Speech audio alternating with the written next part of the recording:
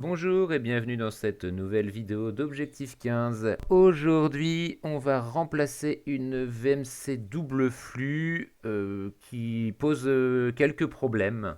Donc comme vous le voyez à l'écran, en fait on a une machine vraiment ancienne.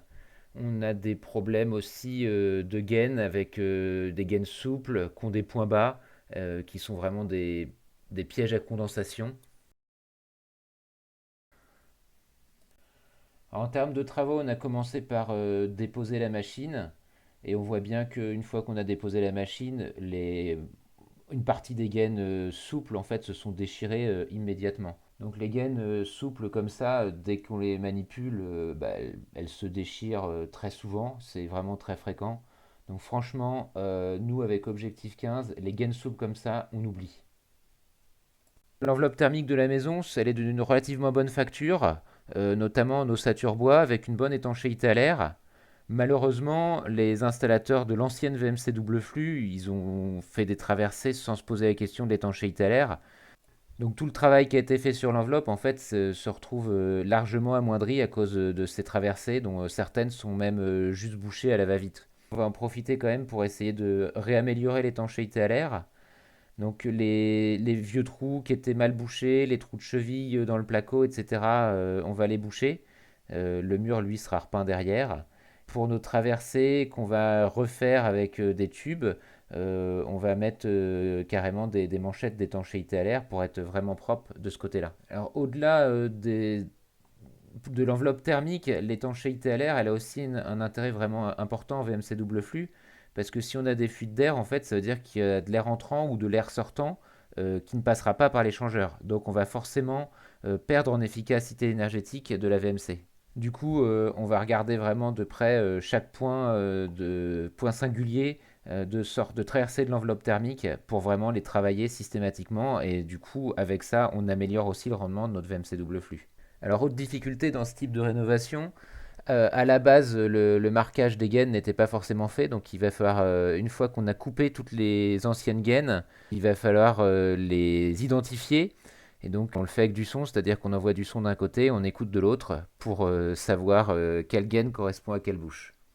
Donc, dès lors qu'on a bien repéré les gaines, l'étape suivante va être de mettre les caissons de répartition. Donc, on a un caisson de répartition insufflation, un caisson de répartition extraction. Donc ici, on est sur des caissons de répartition Brink Easy Rénov. Et donc, on vient compléter le réseau manquant entre les caissons de répartition et les anciennes gaines avec un réseau Brink Air Excellent. Alors, un autre cas surprenant qu'on a eu aussi sur ce chantier-là, on avait une VMC double flux, mais on n'avait pas de bouche en cuisine. Donc, la bouche la plus importante avait été oubliée.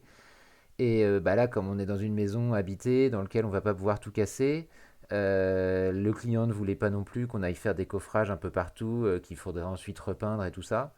Donc on a essayé de trouver la solution qui permettait d'aller jusqu'à la cuisine sans coffrage, tout ça. Et donc on a trouvé une solution assez originale.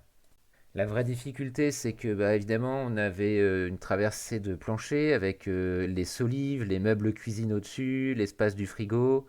Donc il a fallu trouver le bon endroit au centimètre près. Et donc on a fait un réseau. Alors côté local technique de la machine, on l'a fait en EPE de chez Brink, rigide, diamètre 125, avec un réseau directement en 125.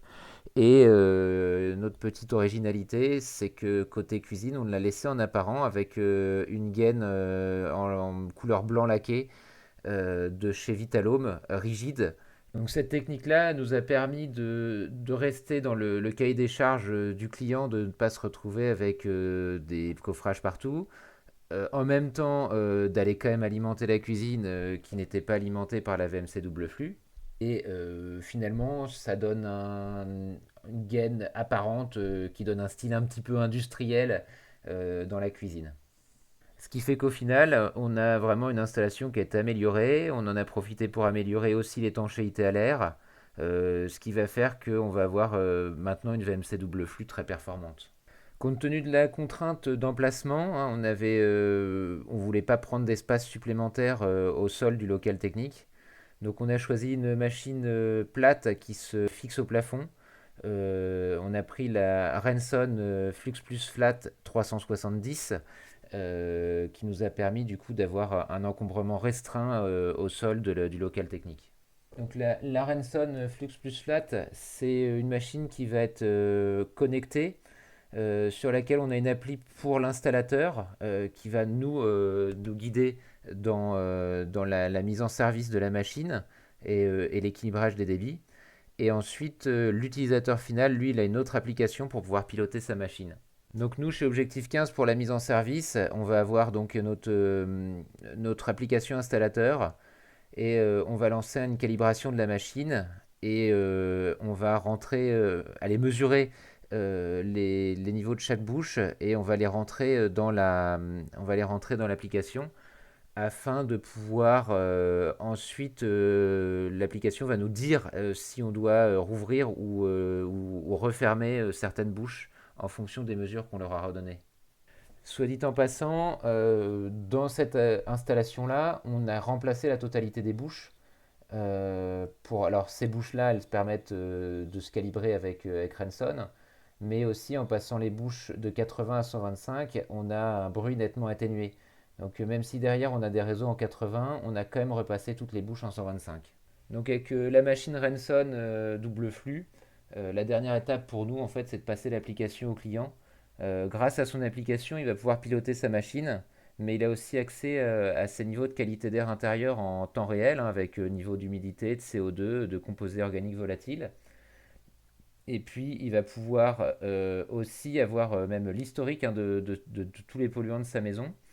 Et donc, grâce à son application, il va pouvoir piloter, et notamment, bah, par exemple, il y a un rush, voilà le repas de Noël où il y a eu énormément de cuisine, il va pouvoir booster pour évacuer les odeurs de cuisine beaucoup plus rapidement, par exemple. Voilà, donc la vidéo est maintenant terminée. Je vous invite à ne pas hésiter à liker, à partager la vidéo. Vous pouvez aussi mettre des commentaires en restant bienveillant. Vous pouvez aussi aller regarder les autres vidéos de la chaîne qui vont s'afficher à l'écran, à vous abonner. Et puis moi, je vous dis à une prochaine sur Objectif 15.